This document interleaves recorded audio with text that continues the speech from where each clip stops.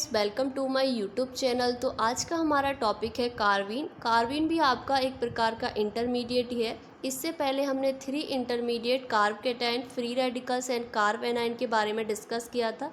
And आज के इस वीडियो में हम डिस्कस करने वाले हैं कार्बीन्स इंटरमीडिएट के बारे में। तो चलिए बिना देर किए आज की वीडियो स्टार्ट करते हैं। तो टॉपिक है हमारा कार्बीन। तो सबसे पहले देखते हैं कार्बीन्स होता क्या है। जैसा कि यहाँ पे आप देख सकते हैं, carbenes are neutral and divalent intermediate species. यानी कार्बीन्स जो होती है वो आपकी न्यूट्रल होती है, यानी इसके पास कोई भी चार्ज नहीं होता है। जो कार्बीन्स होती है आपकी डाइवेलेंट इंटरमीडिएट स्पीसीज होती है। जैसा कि आपको पता है कार्बीन्स जो एक इंटरमीडिएट स्पीसीज़ है, तो आपको ये तो पता चल गया होगा कि यहाँ पे इंटरमीडिएट स्पीसीज़ क्यों लिखा हुआ है। एंड यहाँ पे एक टर्म आई है कि जो कार्बीन्स है वो डाइवेलेंट इंटरमीडिएट स्पीसीज़ है। तो इस डाइवेलेंट का मतलब क्या होता है, तो हम ये कार्बीन की स्ट्रक्चर से समझेंगे। तो जैसा कि यहाँ पे आप देख सकते हैं कार्बीन की स्ट्रक्चर को दिखाया गया है। तो कार्बीन की स्ट्रक्चर में क्या होता है, जो कार्बन एटम होता है ये आपके 2 एटम से अटैच होता है। यहाँ पे आप देख सकते हैं x atom and by atom. And carbon के पास क्या होता है, 2 नॉन बॉन्डिंग इलेक्ट्रॉन होते हैं। क्योंकि जो कार्बीन्स में जो कार्बन एटम होता है वो 2 बॉन्ड को बनाता है, इसलिए हम कार्बीन्स को डाइवेलेंट इंटरमीडिएट स्पीसीज कहते हैं। तो आई होप आपको समझ में आया होगा कि कार्बीन्स को हम डाइवेलेंट इंटरमीडिएट स्पीसीज क्यों कहते हैं।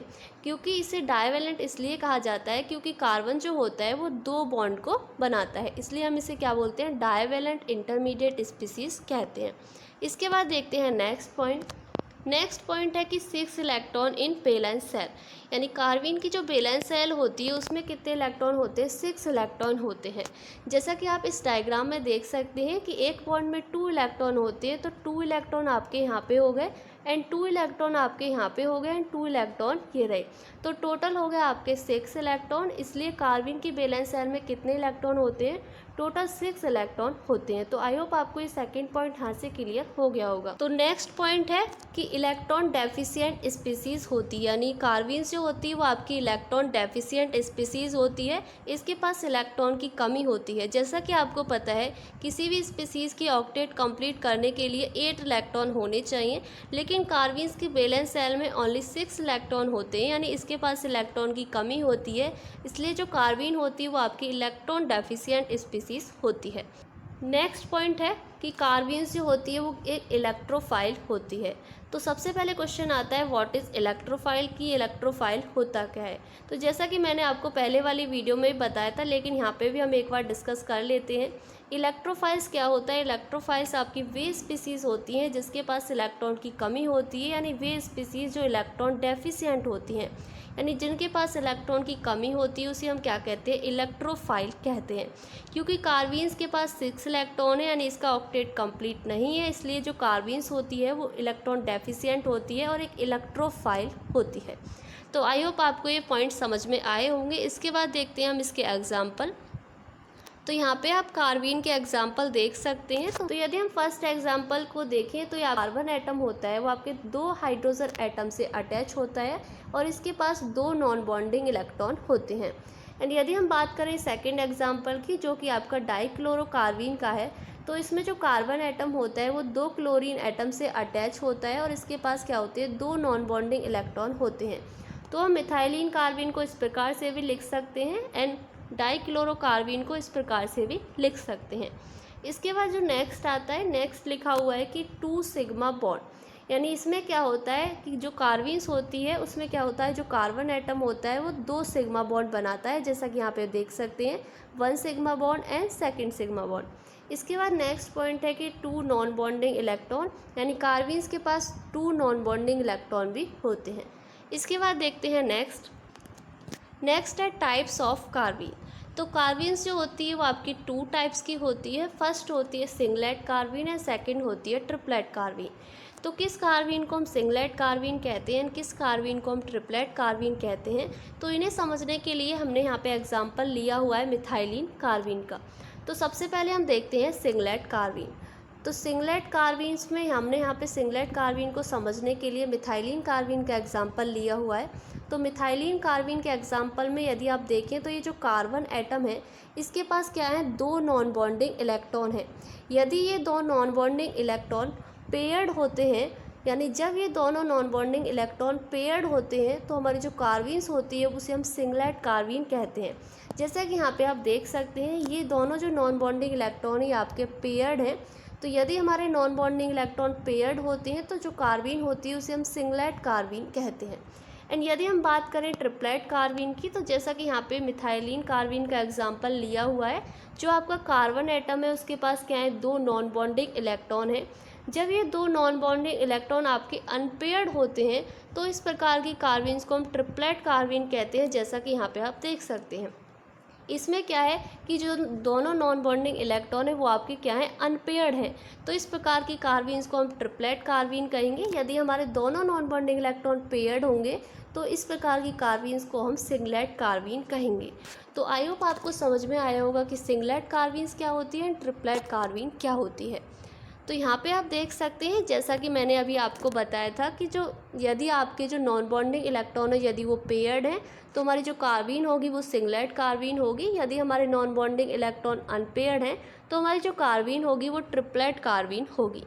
तो जैसा कि यहाँ पे यदि हम बात करें सिंगलेट कार्बीन की, तो आपको पता है सिंगलेट कार्बीन्स में क्या होता है, जो इलेक्ट्रॉन होते हैं वो पेयर्ड होते हैं, यानी इसमें कोई भी अनपेयर्ड इलेक्ट्रॉन नहीं होता है।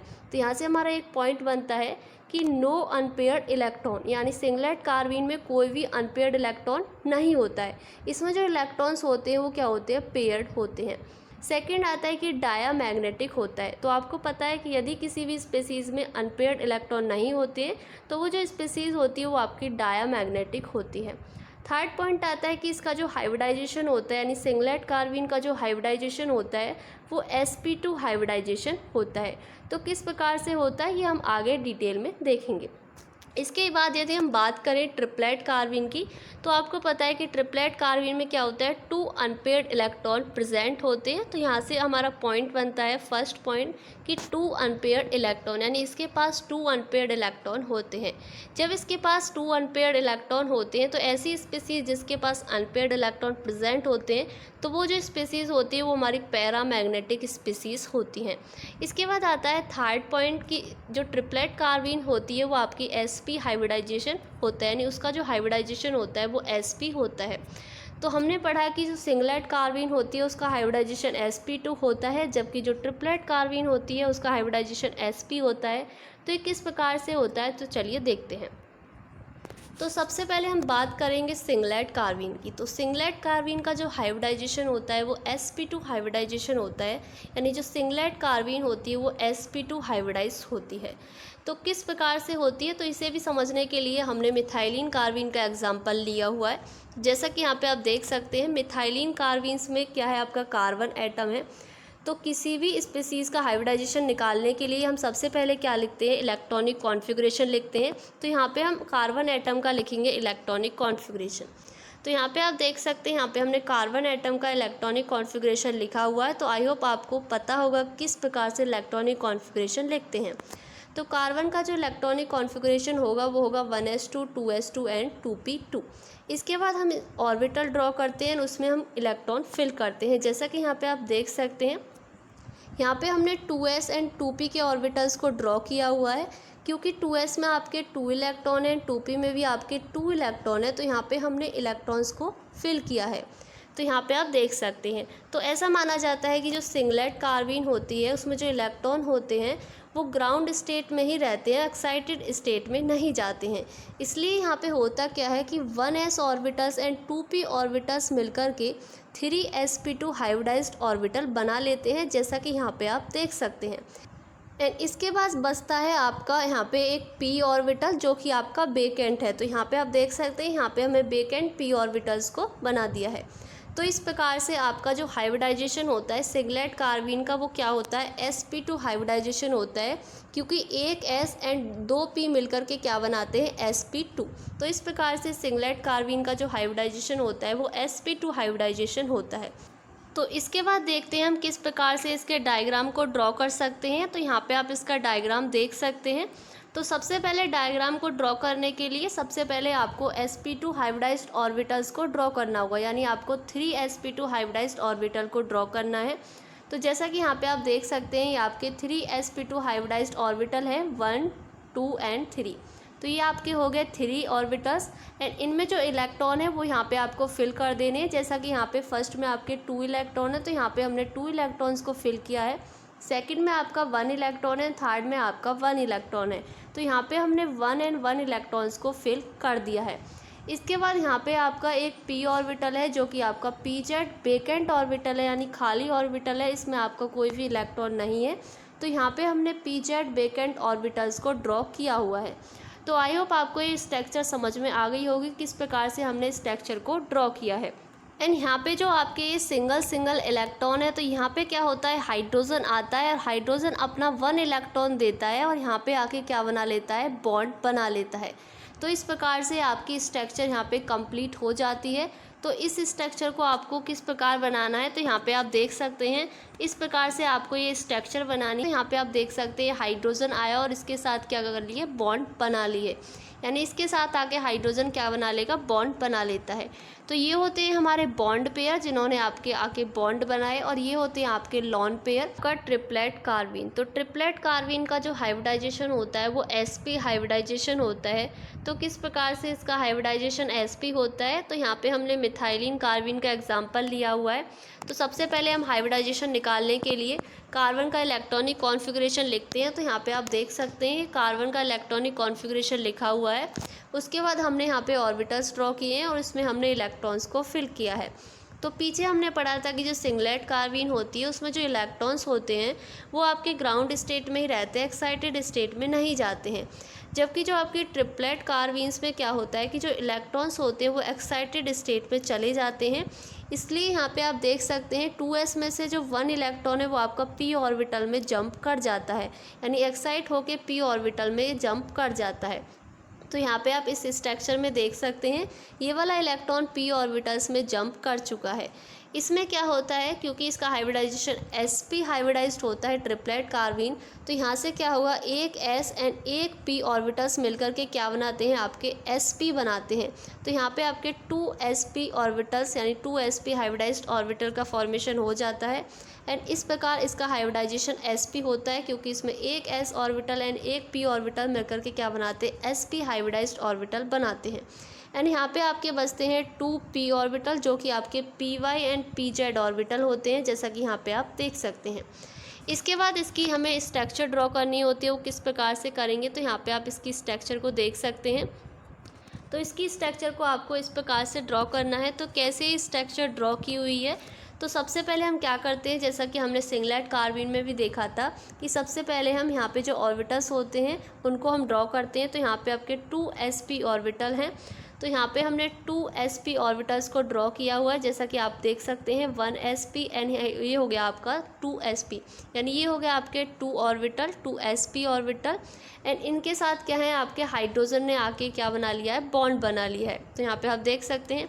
एंड यहाँ पे बचे आपके py एंड pz ऑर्बिटल।